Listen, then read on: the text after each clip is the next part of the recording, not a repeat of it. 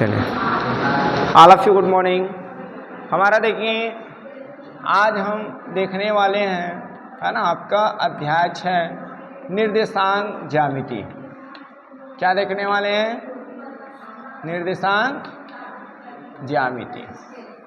ठीक है, निर्देशांक ज्यामिति देखिए यहाँ पर, है ना, बहुत ही महत्वपूर्ण टॉपिक है। यहाँ से आपका 1 नंबर का क्वेश्चन आता है। जैसे मैं उस दिन, है ना, आपको शॉर्ट क्या बताया था, मोस्ट इंपॉर्टेंट क्वेश्चन बताया था, तो प्लस माइनस संख्या वाला प्रथम निर्देशांक द्वितीय निर्देशांक ऐसे बताया था, है ना। तो यहाँ पर देखिए निर्देशांक ज्यामिति मीन्स निर्देश करता है ना। एक देखिए यहाँ पर हम क्या करते हैं, निर्देशांक ज्यामिति होता क्या है। सपोज ये क्या है, आपका फुटबॉल का मैदान है। ठीक है, क्या है ये? फुटबॉल का मैदान। ठीक, अब फुटबॉल के मैदान में क्या होता है, 2 टीम होते हैं और ये 2 भागों में डिवाइड होता है। ठीक है ना। यहाँ पर क्या हो जाएगा, इसको इसके बीचों बीच मान लेते हैं। सपोज ये आपका क्या है, सपोज ये आपका सेंटर पॉइंट है। ये आपका क्या है? Centre point. जहाँ से क्या किया जाता है, फुटबॉल को उछाला जाता है। क्या किया जाता है? फुटबॉल को उछाला जाता है। ठीक है, यस, क्या किया जाता है? फुटबॉल को उछाला जाता है। तो यहाँ पर देखिए, यहाँ पर क्या होंगे, टीमों का मेंबर्स होगा, खिलाड़ी होंगे, है ना। ऐसे खिलाड़ी क्या रहते हैं, ऐसे रहते हैं कि नहीं रहते हैं, है ना। दोनों एरिए पर क्या होता है, यहाँ पर गोल होता है ना। अब मान लो देखिए ये राइट साइड वाले प्लेयर्स जो है ना, खिलाड़ी जो है क्या करेगा, बॉल को क्या करेगा, अपने अपोजिट डायरेक्शन में ले जाने का प्रयास करेगा, और लेफ्ट साइड वाले जो, ठीक है, टीम है, वो क्या करेगा, राइट साइड के गोल में ले जाने का प्रयास करेगा। तो जो टीम क्या करता है, ज़्यादा गोल करता है, वो विजयी होता है। बट यहाँ पर हमको कौन जीत रहा है ये ध्यान नहीं देना है ना। अब देखिए यहाँ पर इस प्ले के दौरान, इस खेल के दौरान, ठीक है, आपका हो सकता है सपोज आपका गेंद की स्थितियाँ क्या होगा, बदलेगा। क्योंकि हो सकता है कि गेंद को, है ना, कोई एक खिलाड़ी यहाँ से अपने पैरों से मार रहा है, तो फिर दूसरा खिलाड़ी मारेगा, है ना। तो उनका पोजीशन क्या होते जाएगा, चेंज होते जाएगा कि नहीं होते जाएगा, है ना। तो हम उस स्थिति को ही यहाँ पर क्या करेंगे, इस टॉपिक में निर्देशित करेंगे। बातें आ रहा समझ में? हम उस स्थिति को ही क्या करेंगे, यहाँ पर निर्देशित करेंगे, है ना। अब यहाँ पर क्या होगा, देखिए इसमें हमारे पास क्या हो जाएंगे, अक्ष होंगे, है ना, निर्देशाक्ष। ये देखिए इसको हम एक्स अक्ष बोलेंगे, इसको हम क्या बोलेंगे, एक्स डेश, है ना, एक्स का अपोजिट। ये आपका देखिए वाई अक्ष का कहेगा, है ना, इसको वाई अक्ष कहेंगे और इसको वाई डेश। ठीक है, ये जो बीच में जो सेंटर दिख रहा है, इसको हम मूल बिंदु कहते हैं, ओरिजिन पॉइंट कहते हैं। ठीक है, x coordinate and y coordinate, clear है?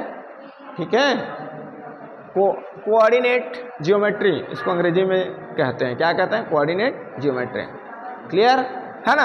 अब यहाँ पर देखिए, जैसे सपोज गेंद की स्थितियाँ हमको बताना है, और गेंद को मान लो आपका कोई प्लेयर, कोई खिलाड़ी यहाँ से मारा, तो गेंद यहाँ पर पहुँच गया, है ना। तो हमको इसको निर्देशित करना है ना। किसको निर्देशित करना है? इस गेंद की स्थिति को निर्देशित करना है। तो गेंद की स्थिति को निर्देशित करने के लिए भाई आपका मैदान तो क्या होगा, मैदान में क्या होंगे, एक एक्चुअल लंबाई और चौड़ाई होगा कि नहीं होगा, है ना। तो इसको हम छोटे छोटे पार्ट्स में डिवाइड करते हैं। सपोज हम क्या करते हैं, देखिए 1 2 3 4 5 6, ठीक है। अब इधर क्या हो जाएगा, देखिए इधर हम निर्देशित करते हैं, तो कैसे निर्देशित करेंगे, ये देखिए x है, तो हम पॉजिटिव नंबर्स ले रहे हैं, है ना। तो इसका अपोजिट डायरेक्शन, देखिए डायरेक्शन चेंज हो गया, है ना। आपका डिस्टेंस उतना ही रहेगा। यहाँ पर देखिए, यहाँ पर जैसे 1 सेंटीमीटर है, तो यहाँ भी 1 2 3 4 5 6, बट यहाँ पर क्या हो रहा है, देखिए इनकी दिशाएं बदल रहा है। तो दिशाएं जब भी हम बदलते हैं, तो भाई इधर पॉजिटिव नंबर लिए हैं, तो इधर हम क्या करेंगे, निगेटिव नंबर ले लेते हैं। ठीक है, बता रहा समझ में, है ना। अब आपका प्रश्न ये भी बनेगा कि हम इधर पॉजिटिव क्यों लेते हैं, इधर निगेटिव क्यों लेते हैं।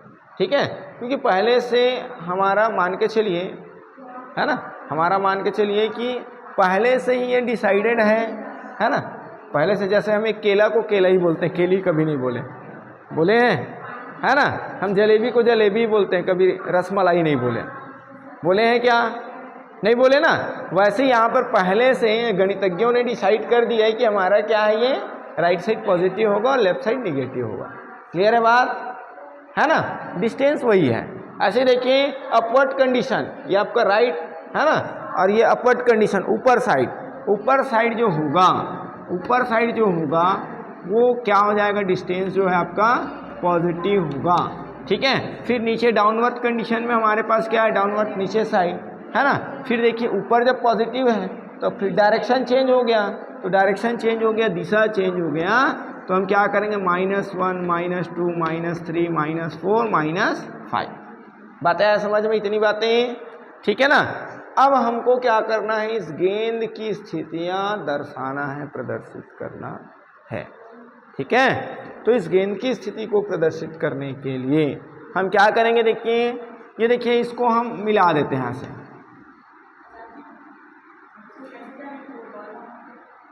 हम सपोज लेके चल रहे हैं, हो सकता है बॉल यहाँ भी हो सकता है ना, हो सकता है यहाँ भी हो, क्योंकि क्या हो जाएगा, अब एक प्लेग्राउंड है और प्लेग्राउंड में फुटबॉल एक ही जगह होगा, हम नहीं बोल सकते। सपोज हम लेके चल रहे हैं कि, है ना, कोई खिलाड़ी क्या किया, प्ले किया, है ना, अपने पैरों से किक किया फुटबॉल पर, तो वो जा करके यहाँ पर, है ना, उनका पोजीशन है, ये हम मान के चल रहे हैं। ठीक है ना। तब इनका हमको क्या बताना है, इनको निर्देशित करना है ना, कि ये पोजीशन क्या है इनका फुटबॉल का। क्लियर है। तो यहाँ पर देखिए ये आपका क्या है, 2 में आ रहा है, और इधर कहाँ आ रहा है, सपोज ये 4 में आ रहा है सपोज, है ना। तो इनकी स्थिति निर्देशांक हम कैसे प्रदर्शित करेंगे, एक्स अक्ष में क्या है आपका 2 का डिस्टेंस है, और वाई अक्ष में क्या है आपका 4 का डिस्टेंस है। तो इसका निर्देशांक क्या हो जाएगा, स्थिति निर्देशांक 2 4। बताया समझ में। सपोज अब वही गेंद क्या हो गया, वहां से यहां आ गया, है ना, पहले पोजीशन क्या था। ठीक है। अब यहां पर क्या हो जाएगा, यहां पर आ गया, है ना। सपोज हम मान लेते हैं यहां पर आ गया, ठीक। तो फिर इसको क्या करेंगे, ऐसे ज्वाइन कर दें, है ना। तो ज्वाइन कर देंगे तो क्या हो गया, देखिए अब इनका निर्देशांक क्या हो जाएगा, एक्स अक्ष में 3 हो जाएगा, और वाई अक्ष में क्या हो जाएगा, -3 हो जाएगा, है ना। ऐसे हम इनकी स्थितियां बताएंगे। अब यहाँ पर इसका प्रश्न कैसे आएगा, कुछ बिंदु दिए रहेंगे, और बिंदु जैसे दिया रहेगा, मैं प्रीवियस क्लास में आपको बता भी दिया हूँ कि बिंदु जो दिया है वो कौन से चतुर्थांश में है ना। तो यहाँ पर देखिए ये जो पहला हिस्सा कहलाता है प्रथम चतुर्थांश। क्या कहलाता है, प्रथम चतुर्थांश। ये दूसरा वाला हिस्सा कहलाता है द्वितीय चतुर्थांश। क्या कहलाता है, द्वितीय चतुर्थांश। और ये जो तीसरा वाला हिस्सा है वो कहलाता है तृतीय चतुर्थांश। क्या कहलाता है, तृतीय चतुर्थांश। और ये लास्ट वाला हिस्सा है ये कहलाता है चतुर्थ चतुर्थांश। क्लियर, ठीक है। अब यहाँ पर देखिए, अब प्रथम चतुर्थांश में x की वैल्यू क्या है, पॉजिटिव है, y की वैल्यू भी क्या है, पॉजिटिव है ना। तो जितने भी नंबर्स जो होते हैं, बिंदु निर्देशांक जो होते हैं, है ना, धन होते हैं, जैसे 2 और 4, जिसमें कोई भी चिन्ह नहीं लगा है ना, कोई भी चिन्ह नहीं लगा है, मतलब वो कैसे रहेगा, पॉजिटिव ही रहेगा। क्लियर है। तो जिसमें देखिए आपको साइन दिखाई नहीं दे रहा है, ऐसे बिंदु जो है हमेशा क्या होंगे, प्रथम चतुर्थांश में स्थित होते हैं। ये आपके प्रश्नावली में मिलेगा, आप, है ना, पेज पलट के देखिए, ये प्रश्नावली में है। ठीक है ना। प्रश्नावली में आपका दिया गया है कि बिंदुएं कौन से निर्देशांक में है, सॉरी कौन से चतुर्थांश में स्थित है। क्लियर है बातें, है ना। अब यहाँ पर देखिए, अब सेकंड वाले में देखिए, द्वितीय चतुर्थांश में देखिए, ये आपका x है, x का डायरेक्शन चेंज हुआ है, और x के मान कैसे मिल रहे हैं आपको, ऋणात्मक, और y के मान मिल रहे हैं धनात्मक। ठीक है। अब आपको मान लेते हैं कि -2 to 5 ऐसे संख्या मिल रहा है आपको। कैसा संख्या मिल रहा है, -2 to 5, मतलब पहली, है ना, वाली वैल्यू जो है माइनस में, और सेकेंड वाली वैल्यू में किसी प्रकार का कोई साइन नहीं है, मीन्स क्या है, पॉजिटिव है। तो ये जो नंबर्स होंगे, ये जो बिंदु निर्देशांक होंगे, वो कहाँ पर स्थित होते हैं? द्वितीय चतुर्थांश पर स्थित होते हैं। बताया समझ में? ठीक है। अब हम आगे बढ़ते हैं। अब बन जाएगा ना आपका 1 नंबर का सवाल जो आएगा, और ये आएगा ही आएगा, यहाँ से आता ही है ना? हाँ, 1 नंबर का। ठीक है। अब यहाँ पर क्या हो जाएगा? देखिए नेक्स्ट क्या हो जाएगा? तृतीय चतुर्थांश। ये तो सिंपल सवाल है बेटा, केवल बिंदु दिया रहेगा, प्रथम चतुर्थांश द्वितीय चतुर्थांश लिखना है। वो 1 मिनट भी नहीं लगेगा आपको, मुश्किल से 5 सेकंड लगेंगे लिखने के लिए, है कि नहीं? मुश्किल से कितना सेकंड लगेगा? 5 सेकंड। 5 सेकंड में लिखना है और 5 सेकंड में आपको 1 नंबर मिल जा रहा है, और क्या है? इससे बड़ी बात क्या हो सकता है बताइए आप? ठीक है। बट आपको क्या करना पड़ेगा? स्टडी अच्छे से करना पड़ेगा। ठीक है। अब देखिए नेक्स्ट क्या है? नेक्स्ट आपका ये है कि भाई तृतीय चतुर्थांश में हमारे पास देखिए ये जो x की वैल्यू है वो कैसे है? ऋणात्मक है। y की वैल्यू भी कैसे है? ऋणात्मक है ना? ठीक है, y की वैल्यू भी क्या है? ऋणात्मक। मीन्स यहाँ पर आपको कैसे, है ना, कैसे नंबर्स मिलेंगे? माइनस माइनस वाला नंबर्स मिलेगा। मीन्स ये आपका -2 -5 इस टाइप के नंबर मिलेंगे, है ना?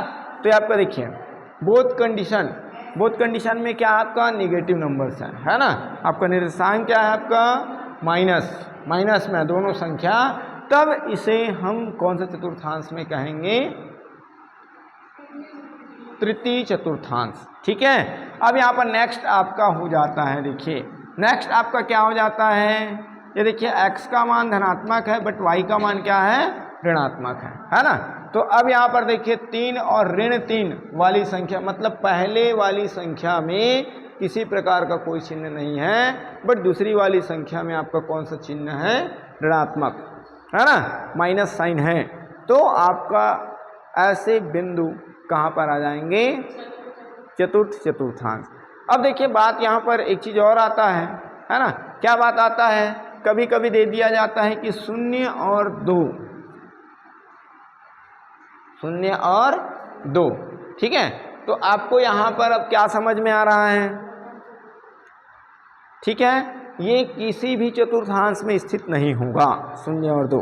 ठीक है। मीन्स क्या है? देखिए x की वैल्यू 0 है और y की वैल्यू क्या है? 2 है। मतलब सीधा सीधा ये कहाँ पर स्थित हो जाएगा? y अक्ष पर स्थित हो जाएगा। बता रहे समझ में? कहाँ पर हो जाएगा? y अक्ष पर, है ना? ठीक है। और यहाँ पर जैसे मैं लगा दूं ऋण, तो क्या हो जाएगा? y अक्ष में स्थित होगा। बट क्या हो जाएगा? पहले क्या था? वो पॉजिटिव साइड था, अब क्या हो जाएगा? नेगेटिव साइड आ जाएगा। ठीक है। बता रहे समझ में? है ना? अब उसके बाद क्या होता है? देखिए यदि हमारे पास इसी संख्या को मैं बदल दूं, है ना, तो अब क्या हो गया? ये अब हो गया, ये संख्या जो है 2 0 हो गया, है ना? तो अब क्या हो जाएगा? पहले तो ये y अक्ष में स्थित था, अब ये कौन से अक्ष में स्थित होगा? x अक्ष पर स्थित होगा। ठीक है। तो यहाँ पर हो जाएगा।